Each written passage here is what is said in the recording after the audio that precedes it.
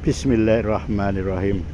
Saya sedang menjejakkan kaki di pulau kecil, dan pulau-pulau kecil ini tersebar di seluruh Indonesia. 17.000 pulau. Tapi negeri seluas ini dan sekaya ini, rakyatnya masih miskin. Kita masih dijajah.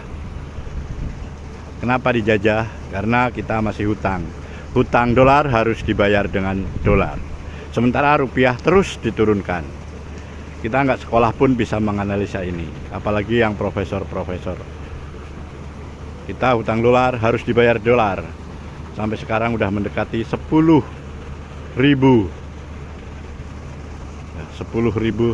triliun. Ini pulau terkecil. Harusnya seperti kata Dr. Mardigu, itu kita bisa mencetak uang, tetapi tetap menjaga inflasi. Kalau uangnya terlalu banyak, itu nanti bisa dibakar. Mencetak uang maksudnya kita tidak perlu ngutang, mencetak dulu. Kita adalah suatu negara berdaulat, yaitu mencetak duit. Letaknya negara berdaulat atau tidak berdaulat adalah kita mencetak duit. Jadi BI dikembalikan di bawah kepala negara. Nah, nanti kalau berjalannya waktu, kepala negara adalah orang-orang yang bijak, harus dipisahkan dengan kepala pemerintahan atau presiden. Presiden boleh dipilih kembali. Kepala negara adalah ditentukan orang-orang yang bijak atas nama sidang musyawarah. Kalau kita bisa mencetak duit dan bisa mengatur inflasi, kita akan sangat kaya. Sebagai contoh, ini adalah suatu kegiatan penangkapan ikan dan budidaya. Itu budidaya di sini bisa dikerjakan budidaya ikan kerapu atau ikan Napoleon yang ekonomis tinggi, dan juga rumput laut atau kerang-kerang mutiara. Jadi potensi kita sangat besar sekali. Tetapi nelayan-nelayan atau petani-petani ikan itu tidak ada modal. Maka pemerintah perlu mencetak duit. Mencetak duit tapi tetap menjaga inflasi. Sebagai contoh, kita bisa mencetak duit untuk produktivitas, yaitu ikan Napoleon dan ikan kerapu yang ekonomis tinggi, atau kerang-kerang mutiara dan lainnya. Teripang juga kita budidayakan, dibiayai oleh negara dengan mencetak duit. Itu akan jadi barang. Nah, apabila terjadi inflasi, maka pemerintah setelah kembali uang itu, nelayan cukup dipinjamkan, tapi nggak usah pakai jaminan, semampunya mereka. Nah, setelah terjadi inflasi, maka uang bisa dibakar. Apa kata Dr. Mardigu itu? Kita tetap menjaga inflasi. Begitu juga Dr. Ihsanuddin Nursi. Selagi kita tidak bisa lepas dari hutang, itu kita artinya tetap dijajah. Dan presiden siapapun tidak akan bisa. Mudah-mudahan Pak Prabowo, entah siapa saja yang jadi presiden, itu bisa. Dan para intelektualis negeri ini perlu merencanakan, yaitu kepala negara tidak menjadi presiden atau kepala pemerintahan, harus dipisah. Harus dipisah. Orang-orang bijak atau sultan-sultan dulu itu bermusyawarah dengan ahli-ahli agama, ahli-ahli intelektualisme, menentukan siapa yang paling bijak. Kita bermusyawarah untuk menjadi kepala negara.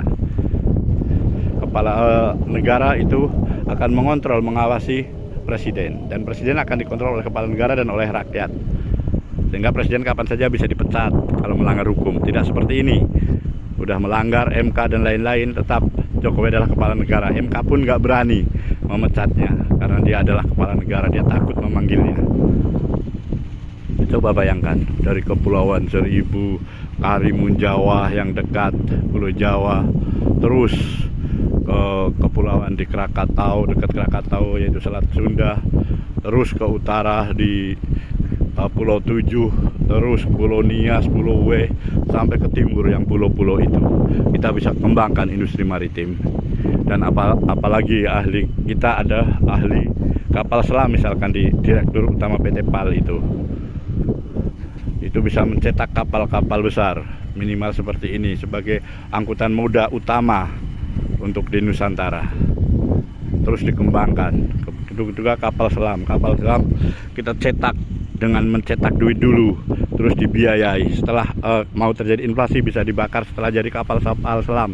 Indonesia harus menjadi negeri kapal selam terbesar di dunia, apalagi ada ahlinya PT PAL ini. Pasti kita akan menjadi negeri kaya raya. Sekali lagi, cetak duit bukan hutang. Ya, kita harus bisa melawan hegemoni internasional. Cetak duit tapi tetap menjaga inflasi. Cetak duit untuk modal, setelah jadi barang, setelah menjadi kemakmuran, itu duit bisa ditarik kembali oleh negara. Artinya untuk produktivitas itu yang terpenting. Dan kedua juga untuk mengeksploitasi tambang-tambang emas atau untuk membeli emas. Itu udah sesuai dengan hukum internasional. Dan kita bisa juga menjadi negeri yang terindah, yaitu negeri wisatawan dunia, bisa menarik uang-uang asing sehingga kita tidak akan inflasi. Kita itu dimodali negeri aja tetapi tidak ada uang, itulah bentuk penjajahan baru. Sementara uang suruh pinjam ke negara lain. Dan Bank Indonesia sebagai darahnya ekonomi Indonesia itu justru dikuasai oleh asing, bukan dikuasai. Maka kita perlu kembalikan secepatnya. Itulah menuju kemakmuran Indonesia. Kalau nggak ada yang bisa jadi presiden seperti ini, pasti tidak akan bisa makmur.